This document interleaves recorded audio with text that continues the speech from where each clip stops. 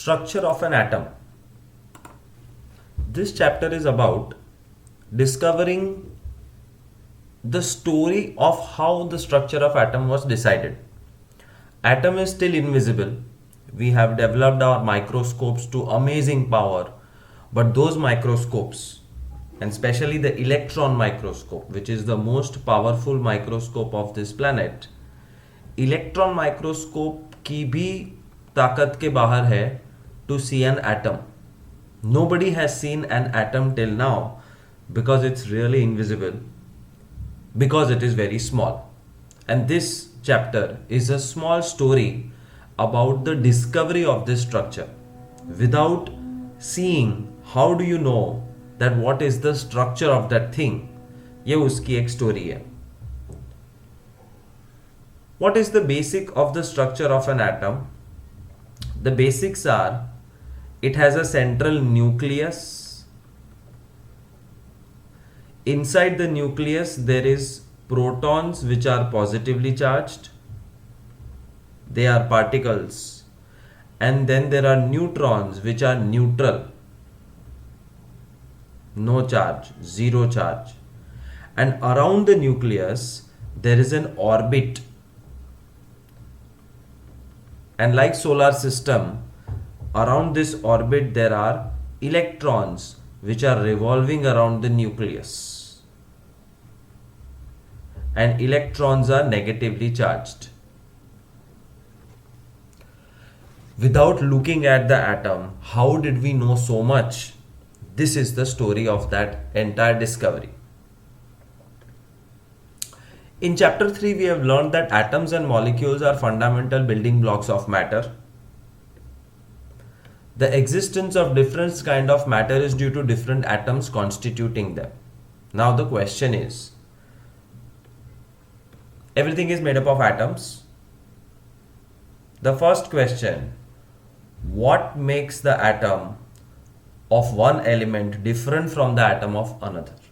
Why is atom of hydrogen, atom of oxygen different from each other? उसका reason ढूंढने का काम है इस चैप्टर में. Second, are atoms really indivisible? In 8th standard we had learned the definition of atom, that the smallest and indivisible part of any material is atom. But actually atom is not indivisible. You can divide atom into its parts. Or are there smaller constituents inside the atom? Yes, there are smaller constituents inside the atom. We shall find out the answers to these questions in this chapter. We'll learn about subatomic particles. Subatomic particle का मतलब होता है electron, proton and neutron. The three subatomic particles. And different ideas or different models that have been proposed to explain their arrangement. A major challenge before the scientists at the end of 19th century was to reveal the structure of an atom as well as to explain its important properties. The elucidation of the structure of atom is based on the series of experiments. So this chapter is about different experiments through which we found out the real structure of an atom. So let's start the journey. 4.1 section, charged particles in a matter. Many scientists contributed in revealing the presence of charged particles in an atom. पहले तो ये समझो कि charge क्या होता है. 8th standard में था स्टैटिक इलेक्ट्रिसिटी वाला chapter. You rub with scale in your head etcetera. So when you rub the scale with your head, your scale acquires a positive charge and your head starts to acquire a negative charge. Do you remember lightning? Because the clouds collect positive charge on one side and negative charge on another side. Do you know in winter season you get a shock sometimes from clothes or from other people? All this is because something called as static electricity or static charge. And charge are of two types. Positive charge and negative charge, और जिस चीज में charge नहीं है उसको कहते हैं neutral और zero charge. So what did scientists do? Scientists around the world, a lot of them took an atom of whatever they wanted, और ये एटम को किसी ने इलेक्ट्रिसिटी पास की, किसी ने उसको गर्म किया, किसी ने उसको हैमर किया, अलग अलग टाइप के टॉर्चर करते रहे. और जब तुम एटम को टॉर्चर करते हो तो उसमें से रेज निकलते हैं, and these rays were studied by the scientists. कैसे? By keeping a magnet around the rays. A very very very very very powerful magnets were kept on both sides. Magnet में पता है एक नॉर्थ और south pole होता है, विच is like positive and negative. Now,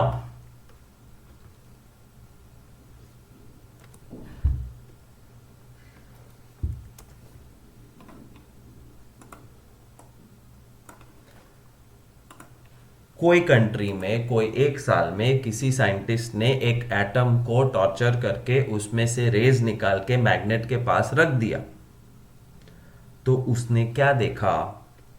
That the minute magnet were coming close, the rays did not travel straight. ये जो raise है जो सीधे निकल जाते हैं, उसकी जगह पे the rays start to travel and bend in this direction. This is the positive charge of the magnet, this is negative charge of the magnet. Why are rays bending? Because there is a magnet. And because there is a minus magnet here, the scientist guessed कि हो ना हो ये rays positively charged है. The rays are positive. Why? Because plus minus attracts. General knowledge. But किसी दूसरी country में किसी दूसरे साइंटिस्ट ने किसी दूसरे एटम के साथ जब सेम एक्सपेरिमेंट किया, तो ही फाउंड आउट और ही ऑब्जर्व्ड कि उसके रेज इस तरफ बेंड हो रहे, which is the positive side, therefore the rays are negative because positive negative attract. और किसी दूसरे कंट्री में किसी दूसरे साल में किसी दूसरे साइंटिस्ट ने किसी दूसरे एटम के साथ सेम एक्सपेरिमेंट किया, बट बिकॉज टॉर्चर का स्टाइल अलग था, एटम अलग था, उसके अंदर से जो रेज निकले वो बेंड हुए ही नहीं, सीधे निकल गए एज इफ मैग्नेट है ही नहीं. The conclusion of this is the rays which are coming out from the atom are charged rays, and this charge can be positive, negative और जीरो चार्ज मतलब neutral. And that is how we came to know कि atom के अंदर जरूर कुछ है जो बाहर निकलता है.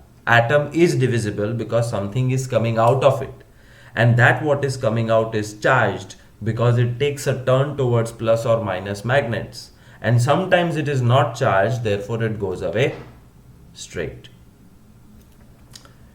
ये पुराने सिलेबस में था, ये पूरा एक्सपेरिमेंट नए सिलेबस में नहीं. We'll continue the story now, that how, what, who and when. But ये याद रखना कि कैसे पता चला कि अंदर कुछ चार्ज्ड है.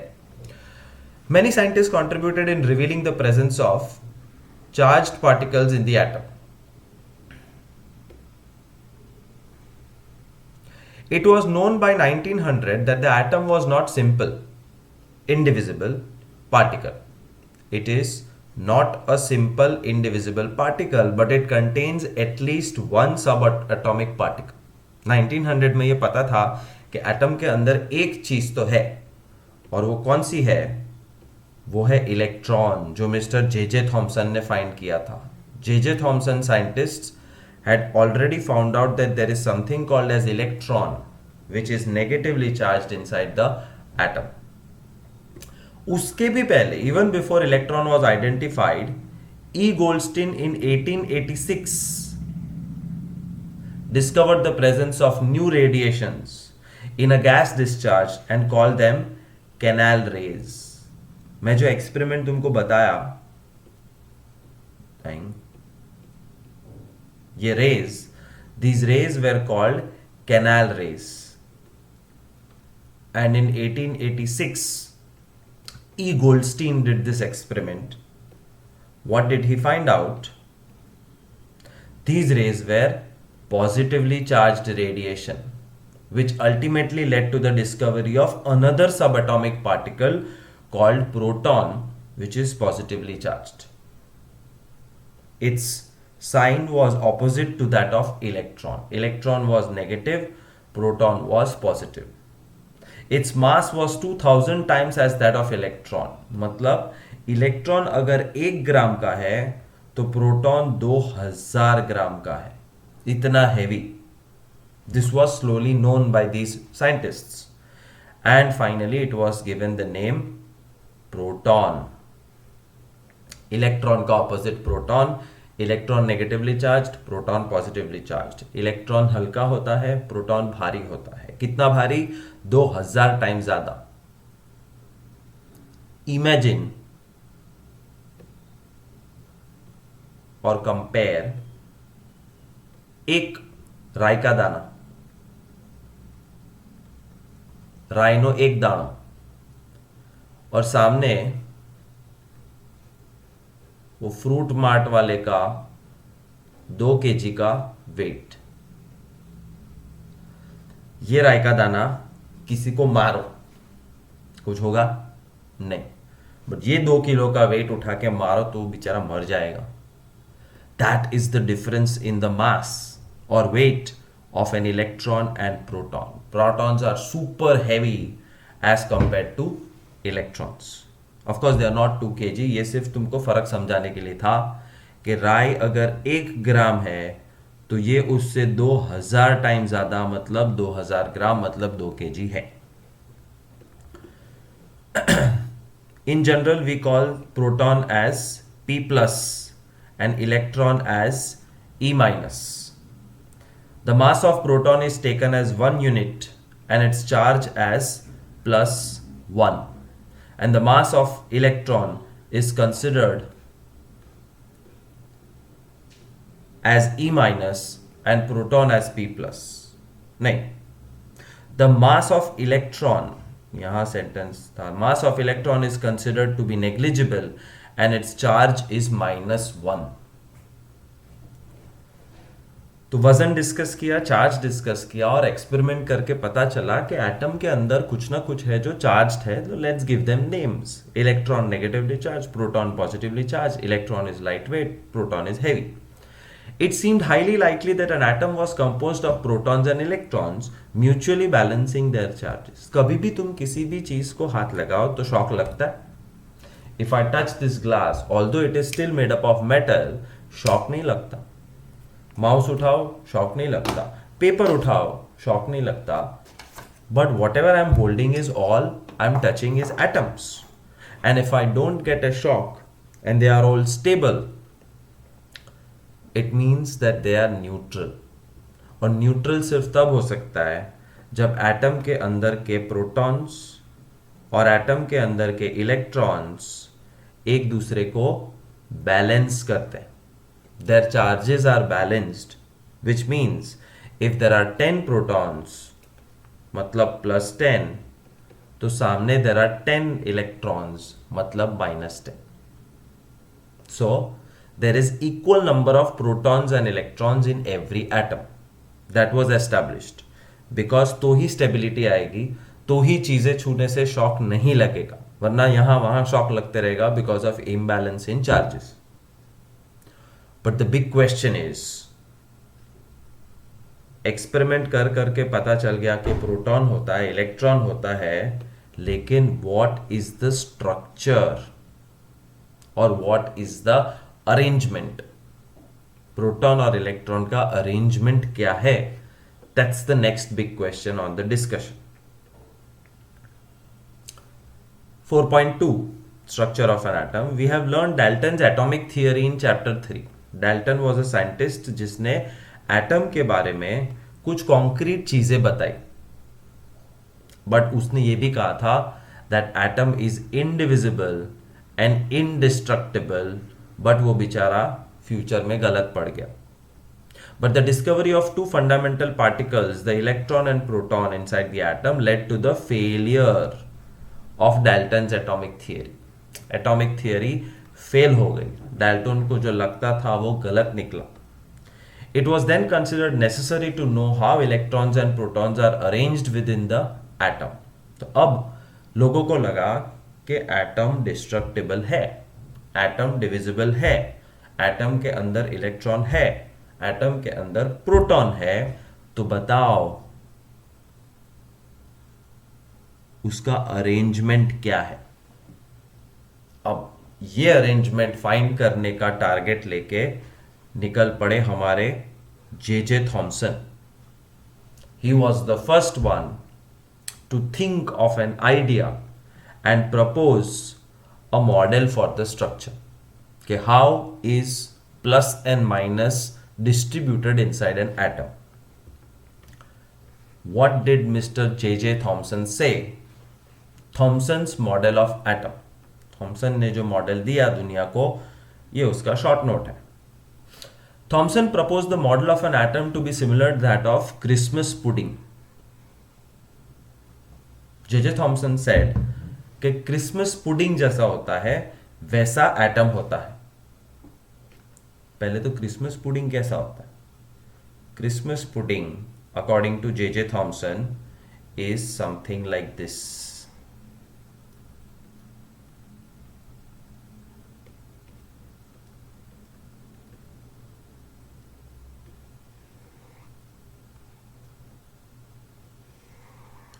ये प्लेट के अंदर रखा हुआ क्रिसमस पुडिंग है. क्रिसमस पुडिंग का जितना भी वाइट जोन है, that white zone is the pudding,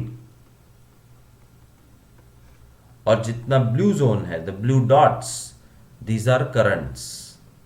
current એટલે દ્રાક્ષ, इलेक्ट्रिक करंट नहीं. तो grapes are spread around the pudding. Similarly, he said that atom is a round ball containing a zone which is positively charged zone. तो पूरा atom के अंदर का zone is positively charged, पूरा.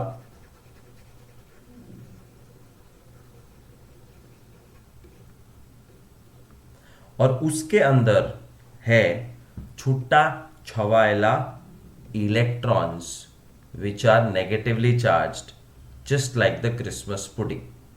जिसमें ग्रेप्स होती है, इसमें इलेक्ट्रॉन्स हैं. Thomson proposed the model of an atom to be similar to that of Christmas pudding. The electrons in the sphere of positive charged, they were like currents in the spherical Christmas pudding. Electrons are floating in a sphere of positive charged.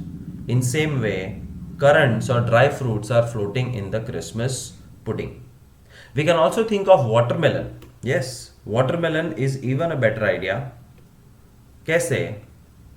Watermelon को जब तुम काटते हो और अंदर से देखते हो, तो you find that there is a red zone, and that entire red zone of watermelon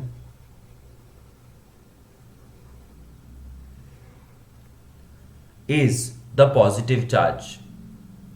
और उस वाटरमेलन के अंदर सीड्स होते हैं, and this seeds represent electrons which are negatively charged. That's what J.J. Thomson said. There is a positive sphere and there are chutta chhawaila electrons inside it. 2 points which you have to write in your answer. Thomson proposed that an atom consists of positively charged sphere and electrons are embedded in it. पूरा positive, उसके अंदर dot dot electron. The negative positive charges are equal in magnitude. Negative और positive charges का जो total है वो equal है. So the atom is electrically neutral. That's why you don't get shock when you touch things here and there. Was he right or was he wrong? Unfortunately, he was wrong. उसने जो कहा atom is electrically neutral, सत्य वचन, but arrangement of protons and electrons या positive and negative turned out to be wrong. Let's see why. Rutherford did a great experiment and proved Mr. J.J. Thomson wrong. अब रुदरफर्ड ने क्या किया देखते हैं. पहले मिस्टर जे का मॉडल में बनाता हूं. इधर जे ने बोला कि ये पूरा वाटरमेलन जैसा लाल लाल sphere is positively charged, plus. और जे ने बोला कि बीच में छूटा छवायला थोड़ा थोड़ा इलेक्ट्रॉन्स, माइनस. ठीक. If this is true, mister रुदरफर्ड said कि अगर मैं एक गन लेके उसमें से पॉजिटिव रेज फायर करूं, तो जब वो इधर टच करेंगे तो पॉजिटिव पॉजिटिव अट्रैक्ट और रिपेल, पॉजिटिव पॉजिटिव रिपेल. तो rays should start and bounce back, or rays should hit and change direction, because positive positive repel. ये पॉजिटिव है, ये पॉजिटिव है, आया आया आया दूर जाते हैं. बट ऐसा हुआ नहीं. रुदरफर्ड के एक्सपेरिमेंट में where he bombarded positive rays, उसके पॉजिटिव रेज सड़सड़ाट सीधे निकल गए. और अगर पॉजिटिव रे सीधा निकल रहा है, इसका मतलब ये पूरा बॉल पॉजिटिव नहीं है. He said that the positive zone is very small and only in the center, and the electrons which are negative are of course spread around, and therefore when Rutherford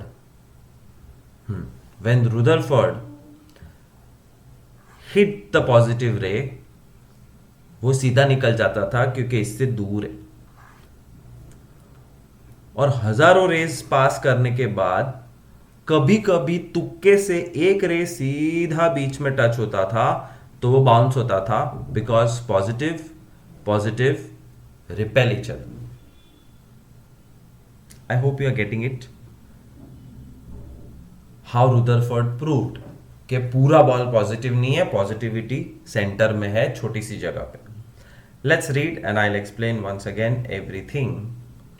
How and what did Rutherford model do and how J.J. Thomson was defeated in his model. Ernst Rutherford या Ernest Rutherford was interested in knowing how the electrons are arranged within an atom. Rutherford designed an experiment for this and he took fast moving alpha particles. उसकी जो gun की बात की थी, वो gun के अंदर से क्या निकलता था? Fast moving alpha particles, and they were made to fall on thin gold foil. So now I'll explain the experiment in detail. The great क्या हुआ? The great go अबे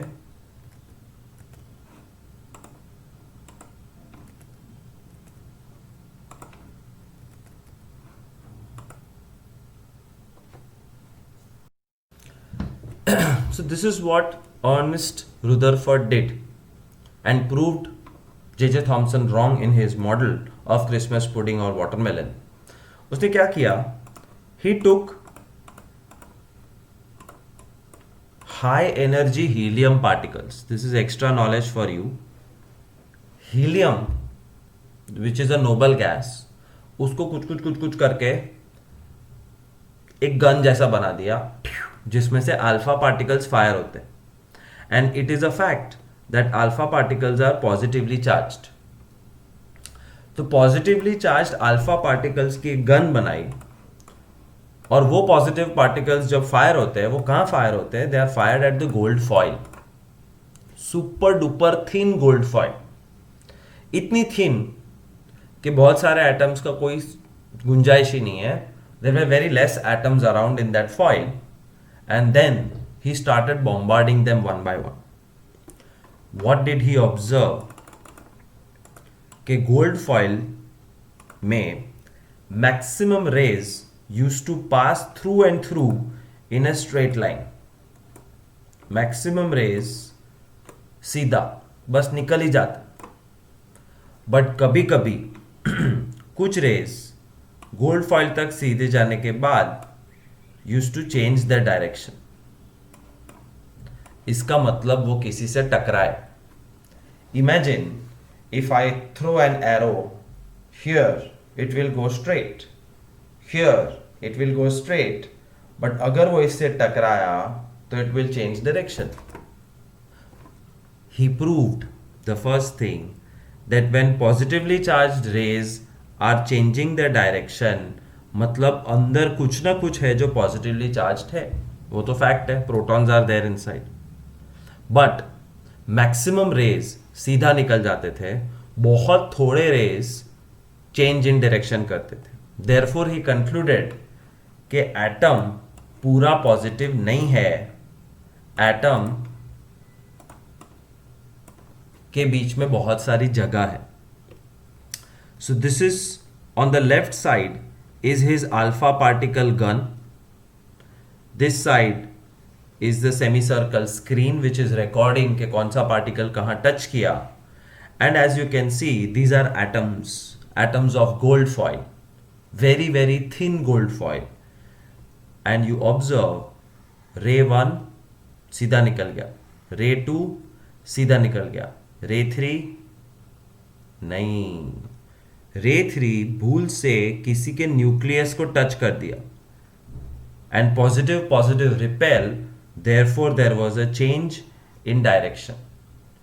फिर से नेक्स्ट रे सीधा निकल गया, नेक्स्ट रे सीधा निकल गया, फिर एक रे भूल से न्यूक्लियस को टच किया और ऐसे टकराया that it literally came back. फिर सीधा निकल गया, फिर सीधा निकल गया. It's like throwing a small peanut from your balcony grill or grill of your window of the bedroom. Grill में से पीनट फेंकोगे 50 बार, तो 50 में से शायद 45 times the peanut will fall out. But sometimes the peanut will hit the grill and fall down. मतलब grill में बहुत सारे गैप्स है और कुछ कुछ जगह पे मेटल है जिससे पीनट टकरा के नीचे गिरे. I hope you are understanding the experiment which is called gold foil experiment done by Ernest Rutherford to prove J Thomson model is wrong. Atom पूरा पॉजिटिवली चार्ज नहीं है, एटम के अंदर सेंटर में एक छोटा सा जगह है जो पॉजिटिवली चार्ज है. Let's read. He selected gold foil because he wanted as thin a layer as possible. And this gold foil was about 1000 atoms thick. उसको हो सके उतना पतला चीज चाहिए था. And gold is something which can be converted to a thin foil. और उसका जो thickness है, if this is the foil, this thickness which you see is only 1000 atoms thick. मतलब 1000 एटम को लाइन साइड बाय साइड लगा दो तो वो पतला सा गोल्ड फॉइल बनेगा. जो हम मिठाई पे लगाते ना, वैसा मिठाई पे silver and gold foil exact same. Alpha particles are doubly charged helium ions. Information, alpha particle होता क्या है? It is a doubly charged helium ion, and since they have a mass of 4 units, the fast moving alpha particles have considerable amount of energy. 4 unit mass होता है, मतलब 4 proton के बराबर उसका मास होता है, मतलब it's quite heavy. It's like throwing a 4 kg weight on somebody. जो 2 किलो की बात हुई थी उसकी जगह 4 किलो फेंको किसके ऊपर, तो क्या हाल होगा. इतने हैवी वेट्स फेंके जा रहे थे गोल्ड फॉइल के ऊपर, लेकिन मैक्सिमम सीधा निकल जाते थे. मतलब गोल्ड फॉइल के अंदर बहुत जगह है, वरना ये 4-4 किलो के बड़े बड़े पत्थर कहीं तो टकराते.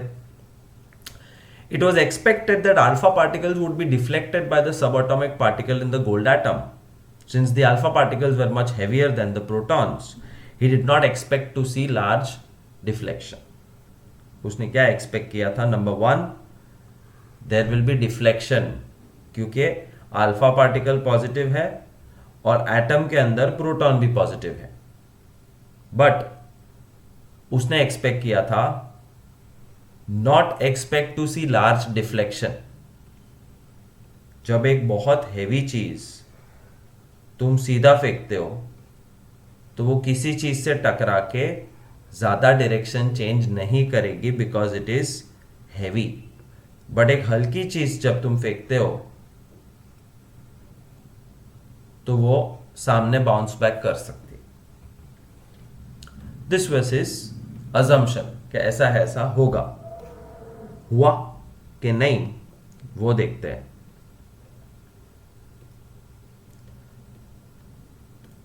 But the alpha particle scattering experiment gave totally unexpected results. Observation number 1. Most of the fast moving alpha particles passed straight through the gold foil. Observation number 2. Some of the alpha particles were deflected but small angles. And the third observation is 1 out of 12,000 particles rebound.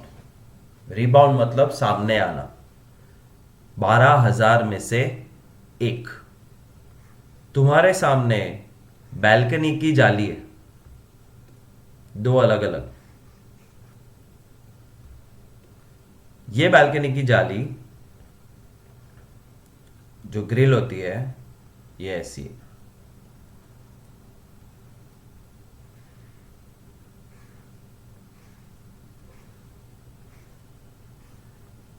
और यहां पे ऐसी है.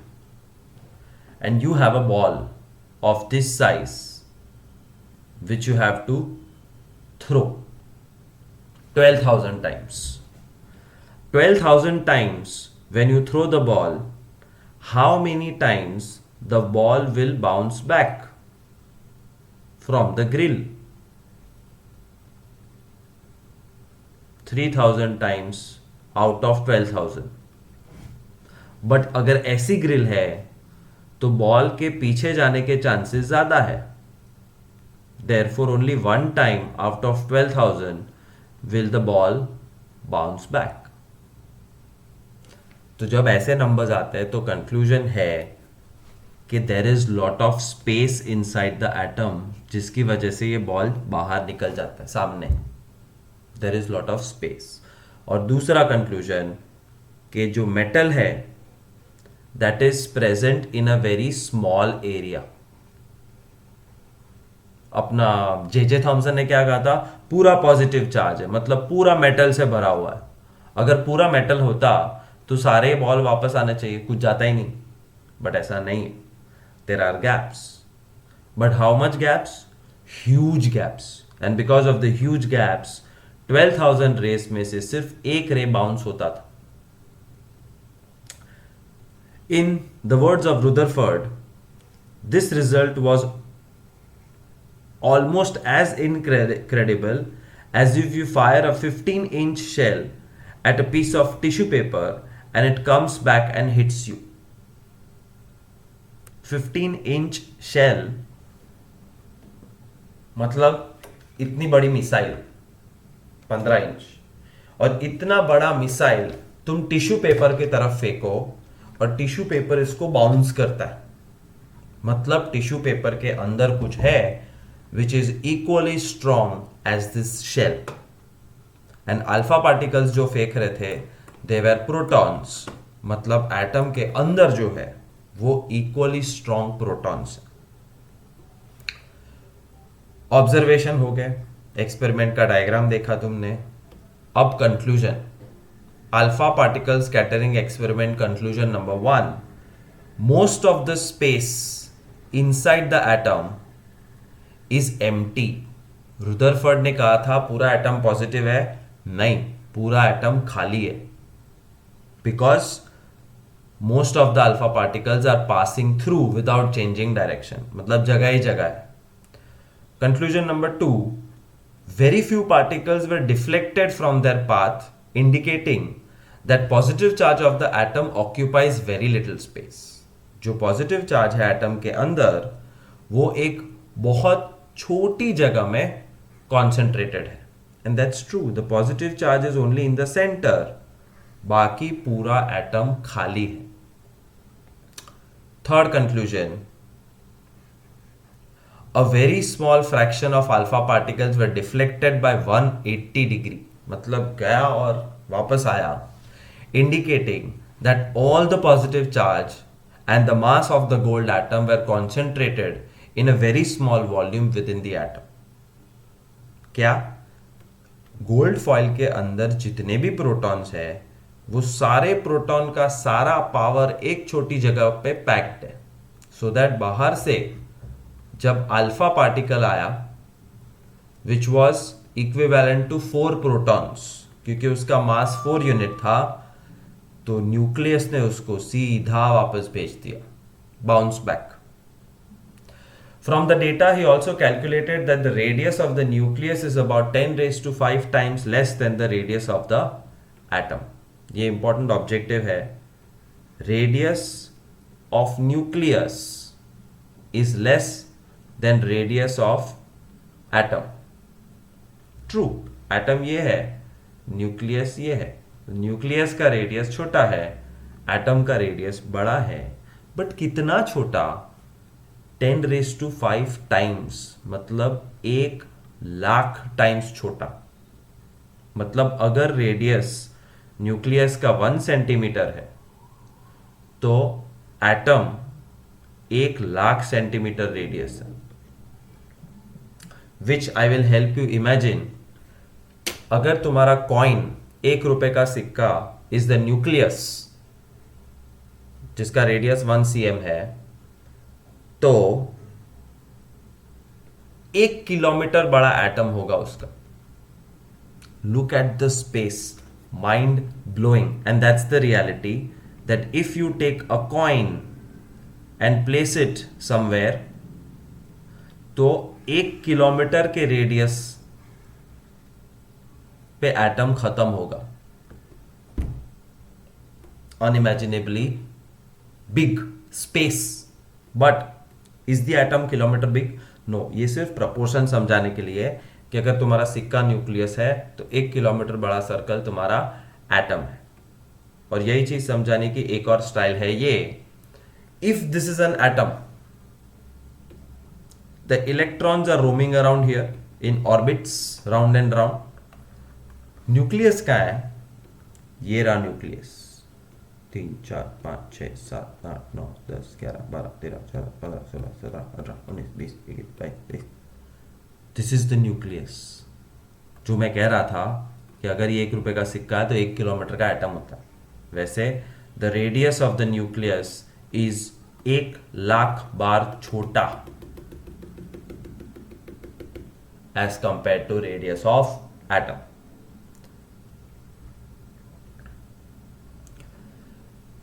तो Rutherford ने finally prove कर दिया कि सारे प्रोटॉन न्यूक्लियस के सेंटर में है, प्रोटॉन में बहुत स्पेस है, अरे एटम में, और एटम पूरा खाली खाली सा है, और इलेक्ट्रॉन घूमते रहते हैं जो वैसे भी हल्के हैं। So on the basis of his experiment, Rutherford put forward the nuclear model. फिर उसने अपना मॉडल बनाया कि J.J. Thomson model is flop. I am giving my model. What did he say? The first point in his model, there is positively charged center in the atom which is called nucleus, and nearly all the mass of the atom resides in the nucleus. આપણા શરીરનું maximum વજન હાડકા હોય, वैसे mobile के अंदर का maximum वजन उसकी बैटरी होती है. सिमिलरली एटम के अंदर मैक्सिमम वजन is the nucleus which is full of protons. Second, the electrons revolve around the nucleus in circular paths. And third, the size of the nucleus is very small. Nucleus is very small compare to the size of atom. बराबर है.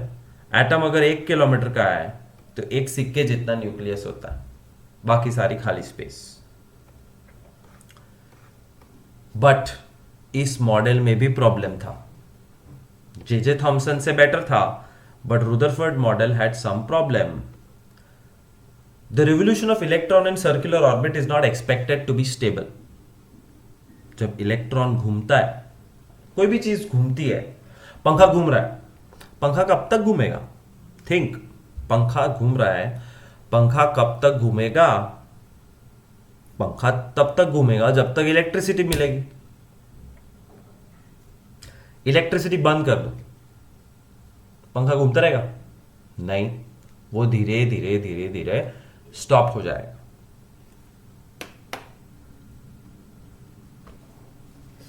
Imagine मेरे पास एक रस्सी है और रस्सी के and पे एक बॉल है और मैं उसको जोर जोर से घुमा रहा हूं.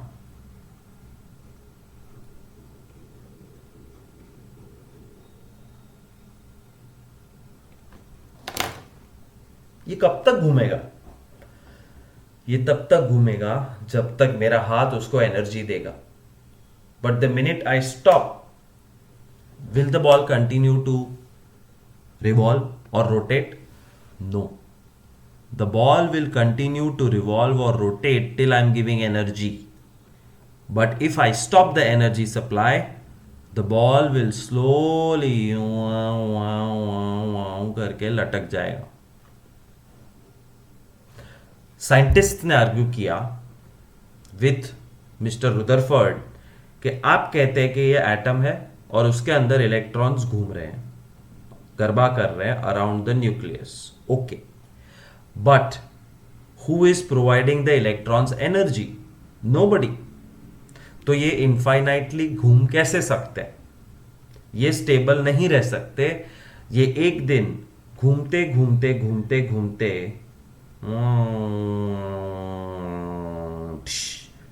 न्यूक्लियस में टकरा जाएंगे.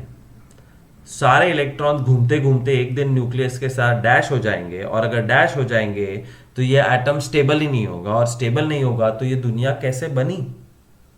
We are living in a world which is rock solid, and this is solid because it is stable. And if this is stable, इसका मतलब इसके इलेक्ट्रॉन्स अभी भी घूम रहे हैं, लेकिन कैसे? Who is supplying the energy? The revolution of the electron in circular orbit is not expected to be stable. Any particle in circular orbit would undergo acceleration. During the acceleration, the charged particles would radiate energy. जब कोई भी जो circle में घूम रहा है, that's acceleration. If it's acceleration, you are giving away energy. Thus, the revolving electron is losing energy. And if electron is losing energy, finally it should fall off into the nucleus. But ऐसा होता नहीं है, क्योंकि अगर ऐसा होता तो atom would have been highly unstable. But is atom highly unstable? No, atoms are quite stable. तो समझाओ कहां से मिल रही है उसको एक्स्ट्रा एनर्जी और क्या हो रहा है?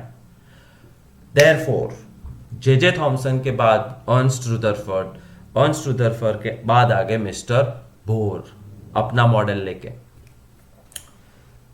इन order to overcome the objection raised against Rutherford's model of the atom, Niels Bohr put forward the following postulates about the model of an atom. Niels Bohr ने कुछ रूल्स बताए और दुनिया को समझा दिया कि क्यों इलेक्ट्रॉन परमानेंट घूमते रहते without any external energy. What did he से? Number 1, only certain special orbits known as discrete orbits of electrons are allowed inside the atom. जब तुम गरबा करते हो तो एक परफेक्ट सर्कल में घूमना पड़ता है। तो ये एटम के अंदर गरबा करने के रूल्स है that either you can be in the K orbit, L orbit, M orbit या एन ऑर्बिट। तुम बीच में कहीं गरबा नहीं कर सकते, पहली बात। और दूसरी, while revolving in discrete orbits electrons do not radiate energy। उसने कहा कि जब डिस्क्रीट ऑर्बिट में इलेक्ट्रॉन घूम रहा है तो एनर्जी रेडिएट नहीं कर सकता। इमेजिन तुम गरबा कर रहे हो तो गरबा करके तुम्हारी एनर्जी कम होती है, तुम थकते हो। बट अगर मैं कहूं कि 4 एस्केलेटर लगाया मैंने, एस्केलेटर जो अपने आप घूमते रहते, के, एल, एम, एन, तो अगर तुम इस एस्केलेटर पे खड़े हो तो तुम घूमोगे लेकिन तुम्हारी एनर्जी कम नहीं होगी। मतलब तुम गरबा तो कर रहे हो, घूम रहे हो, लेकिन तुम एस्केलेटर पे खड़े हो, you are not losing energy. But अगर एस्केलेटर से नीचे उतरे तो खुद घूमना पड़ेगा, तो एनर्जी कम होगी। So what did Niels Bohr say? That these orbits are like escalators where electrons do not lose their energy, and because they do not lose their energy, atom is stable. Therefore, Ernst Rutherford said that nucleus is something which is full of protons, and Bohr's model explained how electrons are revolving around the nucleus. And together, we successfully created the model of atom. That's the end of the story. How did we find out the model of the atom without seeing it? अब neutron की discovery कैसी हुई थी? Neutron भी होता है atom के अंदर, बट काफी सालों तक, for around 30, 40, 50 years it was not identified.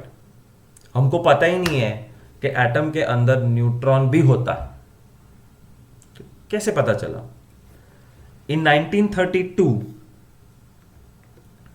1932, Mr. J. Chadwick discovered the neutron, जिसका mass was equal to proton but no charge। Charge नहीं है, पॉजिटिव और नेगेटिव, बट जो वजन है वो प्रोटॉन जितना है।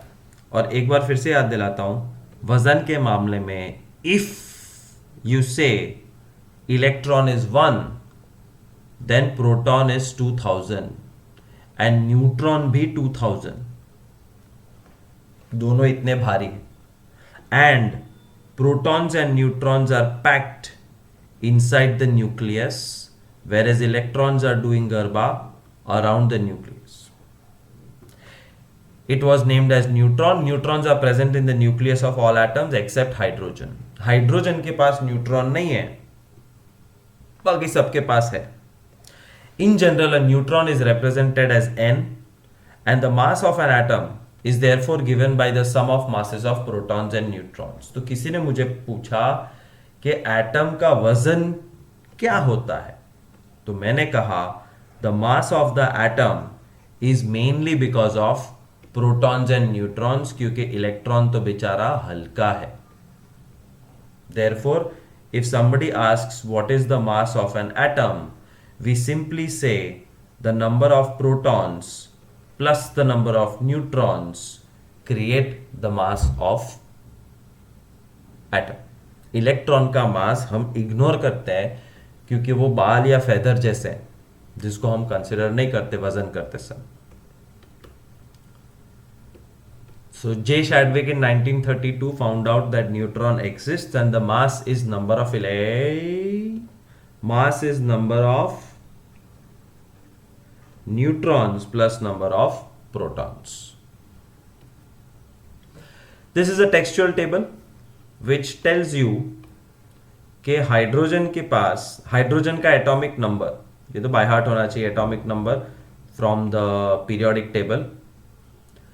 प्रोटॉन 1, न्यूट्रॉन 1 भी नहीं, इलेक्ट्रॉन 1, और कौन से ऑर्बिट में? के में।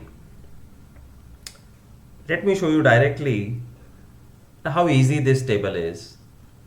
Atomic number is always in sequence. Atomic number 1 2 3 4 5 6 7 8 9 10 11 12 13 14 15 16 चलते रहते.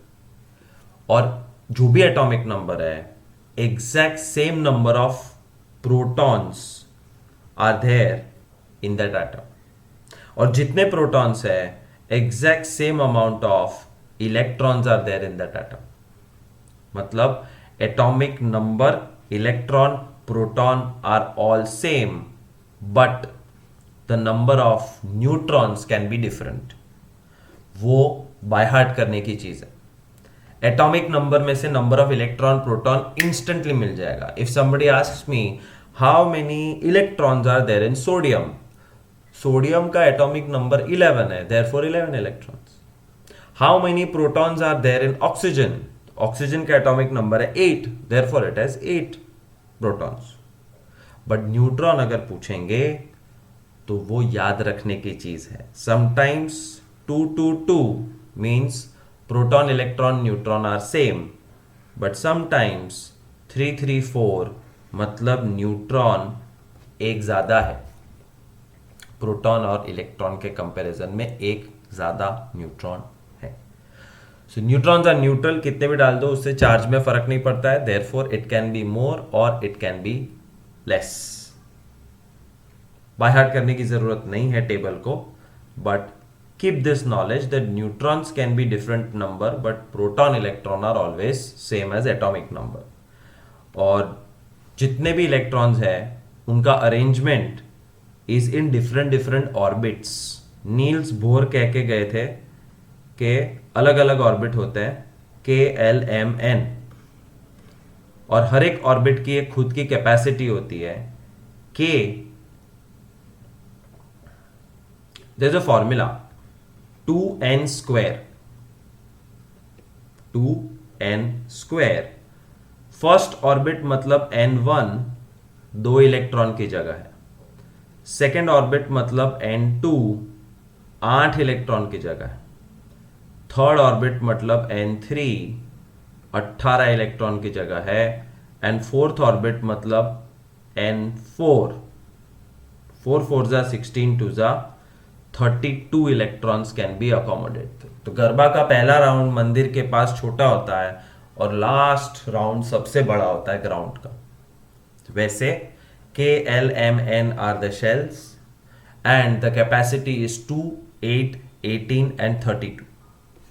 Therefore, if you take the example of sodium, तो सोडियम का एटॉमिक नंबर है 11, therefore it has 11 electrons, and 11 electrons are arranged as 2 in the first orbit, 8 in the second orbit, and 1 in the third orbit. Because 2 और 8 maximum capacity है, उसके बाद third orbit भरना पड़ेगा. And the last column is valency, which is how many electrons it will give or take, जो अभी नहीं, बाद में करेंगे दूसरे चैप्टर में. तो हर एक एलिमेंट का एक नाम होता है, हाँ. एक सिंबल होता है, हाँ. एक एटॉमिक नंबर होता है, हाँ. और एटॉमिक नंबर जो भी है, that's equal to number of protons, that's equal to number of electrons, but it can change the number of neutrons. और मास कैसे पता चलता है? Mass is sum of protons and neutrons. तो नाइट्रोजन का एटॉमिक नंबर 14 ना, nitrogen का atomic number 7, therefore it has 7 protons, 7 electron, and luckily it has 7 neutrons. Therefore mass of nitrogen is 7 protons plus 7 neutrons, 7 plus 7 14 units. And there is a specific style of writing every element. This is the specific style. Symbol ऊपर mass number और नीचे atomic number. Symbol ऊपर mass number, नीचे atomic number. For example, look at this. N14 7। क्या मतलब है इसका? N14 7, N मतलब नाइट्रोजन, एवरीबडी नोज दैट। 14 मतलब mass number, so 14 is the mass of nitrogen atom, और नीचे का 7 is the atomic number. So नीचे का 7 tells me that there are 7 protons and 7 electrons, but mass 14 है तो 7 न्यूट्रॉन्स होंगे, because 7 neutron 7 proton is 14. If you have to write the same style for lithium, तो lithium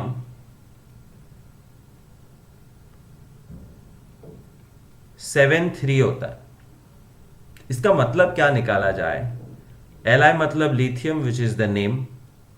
3 is the atomic number, मतलब there are 3 protons and 3 electrons, but mass 7 है।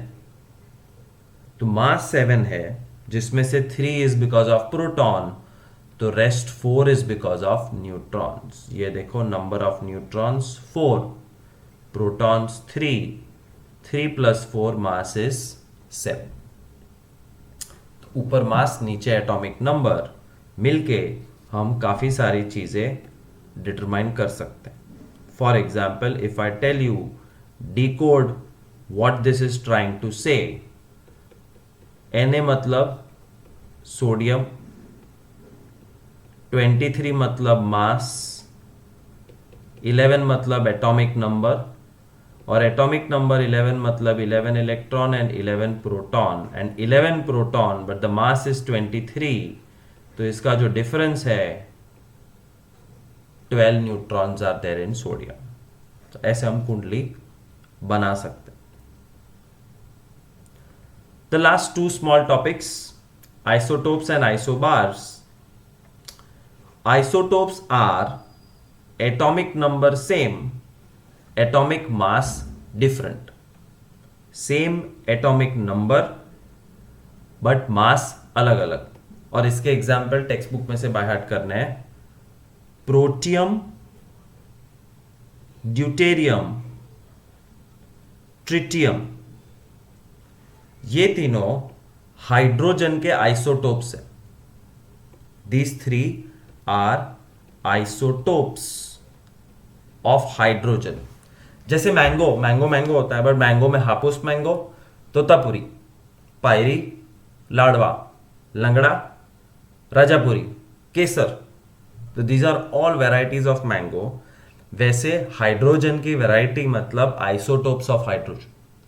और क्या फर्क है इन isotopes of hydrogen? The atomic number is same, मतलब protium, deuterium और ट्रिटियम का एटॉमिक नंबर इज 1, क्योंकि हाइड्रोजन का एटॉमिक नंबर 1 होता है। तो फर्क कहां है? Atomic mass is different. The mass of protium is 1, ये ऊपर का नंबर याद है। Mass of deuterium is 2 and mass of tritium is 3। So atomic number हमेशा नीचे लिखा होता है सिंबल के, which is 1 1 and 1। Atomic number 1 1 1, atomic number same but mass number is different. Protium का मास होता है 1, ड्यूटेरियम का 2, ट्रिटियम का 3। इसका मतलब if I have to calculate कि कितने न्यूट्रॉन्स है, तो प्रोटॉन इलेक्ट्रॉन तो 1 1 1 1 है, but this has no neutrons. Deuterium has 1 neutron and tritium has 2 neutrons in it, because we know how to calculate number of neutrons. They are called isotopes, cousins. Similarly, C12 6 and C14 6 are 2 isotopes of carbon. Carbon का atomic number fixed है, नीचे लिखा हुआ है 6 6, atomic number 6, number of electron 6, number of protons भी 6। तो फर्क कहाँ है? मास नंबर में, एक का मास 12 और दूसरे का 14. मतलब this carbon has 6 neutrons, this one has 8 neutrons. They are called isotopes of carbon. And exactly similarly, there are two isotopes of chlorine, 1735, 1737. तो atomic number 17, electrons 17, protons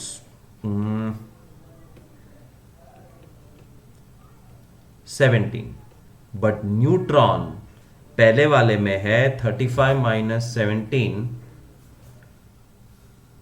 18, और दूसरे वाले में है 20. There is a difference in number of neutrons. So if you ask me what is the definition of isotopes, you can say the number of neutrons are different, or you can say atomic number same but mass is different. Isotopes एक चीज होती है, दूसरा होता है isobar. और isobar exact उल्टा होता है. आइसोबार में atomic mass is same but atomic number is different. For example, calcium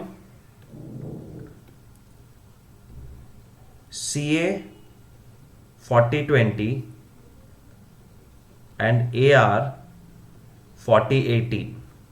So you see the top mass numbers are same but the bottom atomic numbers are not same.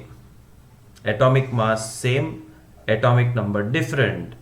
Calcium का atomic number 20 और mass 40, argon का atomic number 18, mass 40. तो mass same, therefore they are called isobars. The end. But isotope isobar के बीच में 2 slide है.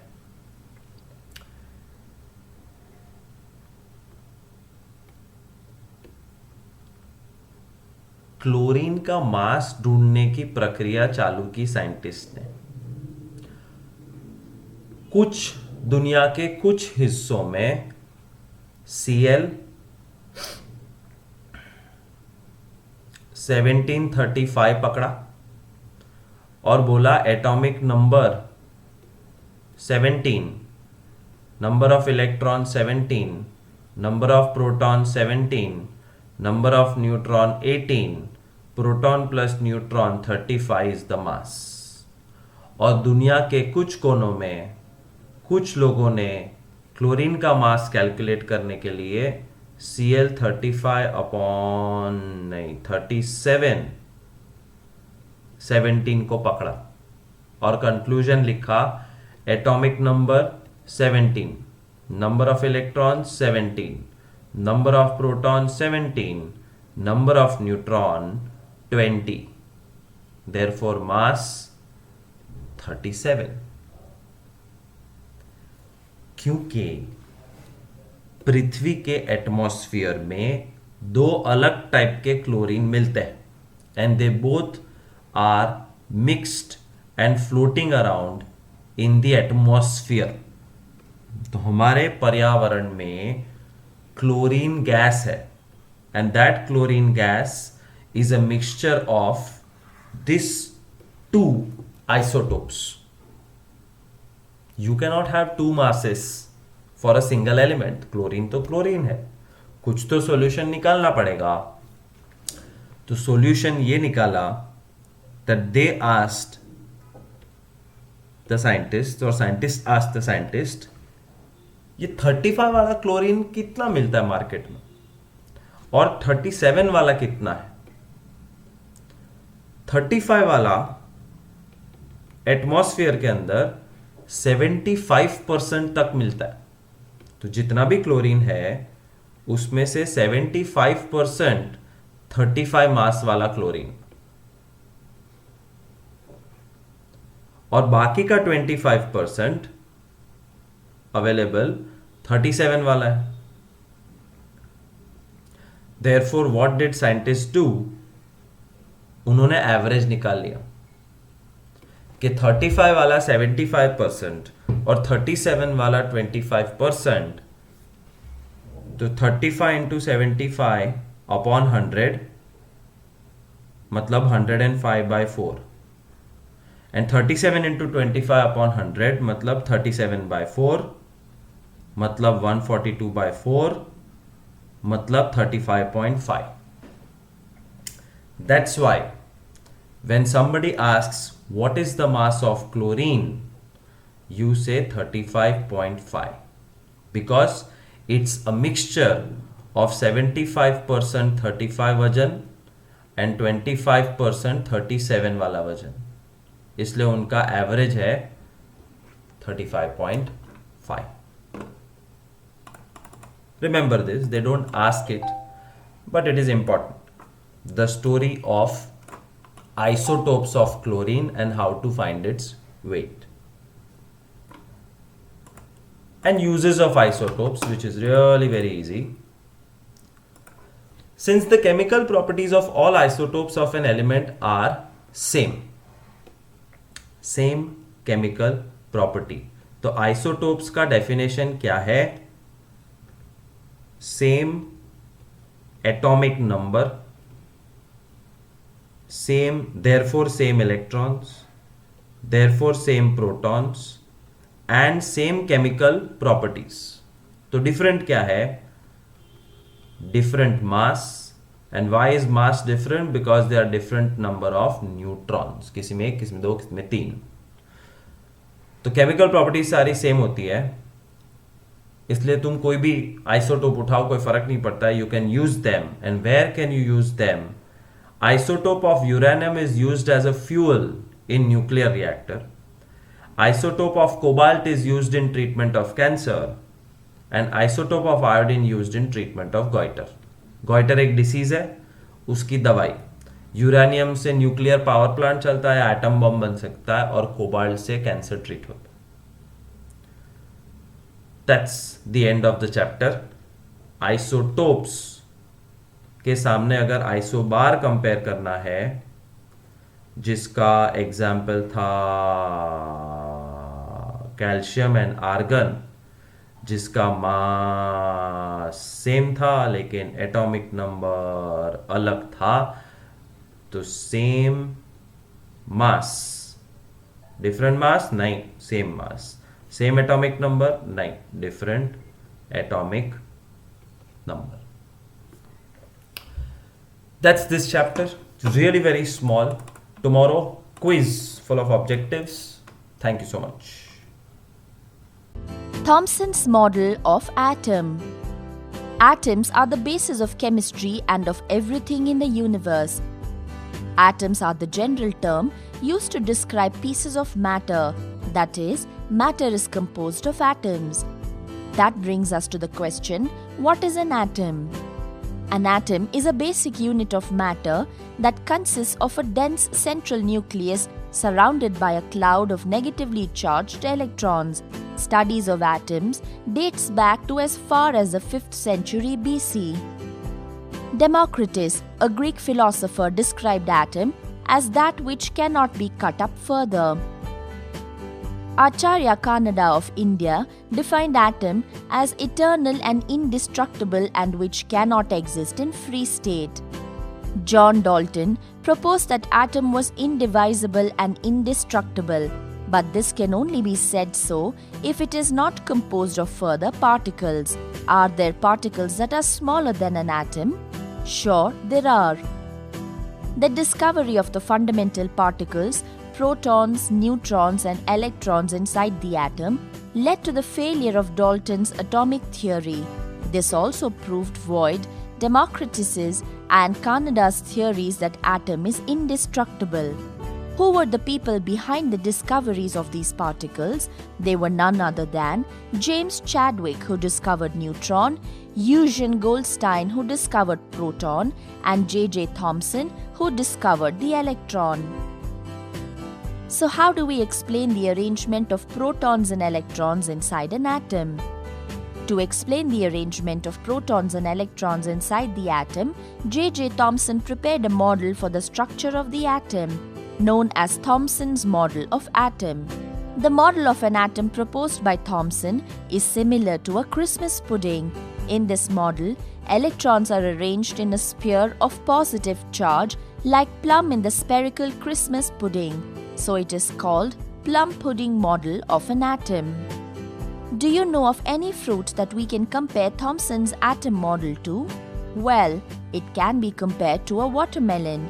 The negative charged electrons are like seeds embedded all over the positively charged sphere that is compared to the edible part in the watermelon. Thus, Thomson proposed that an atom consists of positively charged sphere and the electrons are embedded in it. The negative and positive charges are equal in magnitude, so atom as a whole is electrically neutral. Things to remember. Atoms are the basis of chemistry and of everything in the universe. Democritus described atom as that which cannot be cut up further. James Chadwick discovered neutron, Eugen Goldstein discovered proton, and J.J. Thomson discovered electron. The model of an atom proposed by Thomson is similar to a Christmas pudding. In this model, electrons are arranged in a sphere of positive charge like plum in a spherical Christmas pudding. The negative and positive charges are equal in magnitude, so atom as a whole is electrically neutral. Rutherford's model of atom. The quest for discovery led the British physicist J.J. Thomson to discover electron. Further, he proposed an atom model which laid the foundation for advancement of research in the atom model. Significant research work on the atom model was done by British physicist and chemist Ernst Rutherford. Ernst Rutherford was interested in knowing how the electrons are arranged within an atom. As such, in 1909, he conducted an experiment where he bombarded gold foil with alpha particles or helium nuclei called as alpha particle scattering experiment. In the experiment, a radioactive source of alpha particles was placed in a lead box containing a small hole. The alpha particle which hit the inside of the box was simply stopped by the box. Only those alpha particles which passed through the opening were allowed to escape, and they were confined to a straight line. They passed through the lead sheet with a small slit. They bombarded the extremely thin gold foil. The alpha particles which were scattered were detected using a detector and a circular fluorescent screen which was coated with zinc sulfide. As such, Rutherford observed that most of the alpha particles passed straight through the foil, implied that most of the space inside the atom is empty. Some alpha particles were deflected by the foil at small angles, indicating the interactions with other positively charged region within the nucleus. Very few alpha particles bounced back to the source, indicating that all the positive charge was concentrated within a small volume within the atom. Based on these observations, Rutherford put forward the nuclear model of an atom which has the following features. There exists a positively charged center in an atom called nucleus, and nearly all the mass of an atom is concentrated in the nucleus. Electrons revolve around the nucleus in well-defined orbits. The size of the nucleus is very small as compared to the size of the atom. Things to remember. In 1909, Ernest Rutherford conducted an experiment called the alpha particle scattering experiment. The passage of alpha particles through the gold foil is observed for analysis. Positively charged center in an atom is called nucleus. All the mass of an atom is concentrated in the nucleus. Electrons revolve around the nucleus in well-defined orbits. The size of the nucleus is very small as compared to the size of the atom. Bohr's model of atom. Various models of the atom have been proposed by eminent scientists over the years. These models have increased our understanding of the atomic structure. Among these models, Rutherford suggested that electrons revolve around the nucleus in well-defined orbits, but there was a problem with this. The motion of electrons in Rutherford's model was unstable because any charged particle moving in a circular path emits electromagnetic radiation. Thus, the electrons would lose energy and fall into the nucleus, making the atom highly unstable. Then, which would be a better model of an atom? To overcome the objections against Rutherford's model of atom, Niels Bohr in 1913 proposed a new atom model. What does this model propose? It first proposes that electrons revolve around the nucleus in specific orbits, and these orbits are associated with definite energies and are called shells or energy levels. These orbits or shells are represented by the letters K, L, M, N. The maximum number of electrons that can be accommodated in a particular orbit is 2n to the power of 2, where n is the number of the orbit. Thus, K shell would have 2 electrons, L shell would have 8 electrons, M shell would have 18 electrons, and N shell would have 32 electrons, and so on. That said, what does this model next propose? It next proposes that the maximum number of electrons that can be accommodated in the outermost level is 8. And finally, it says that the orbit closest to the nucleus has minimum energy and the orbit farthest has the maximum energy. Well then, does an electron radiate energy by itself? Since electrons move in a particular orbit, they do not radiate energy by themselves. What happens instead is when an atom absorbs energy, the electrons get excited and jump into the next higher energy level. The electron can radiate energy and return to its original state or drop down to the next energy level. Bohr's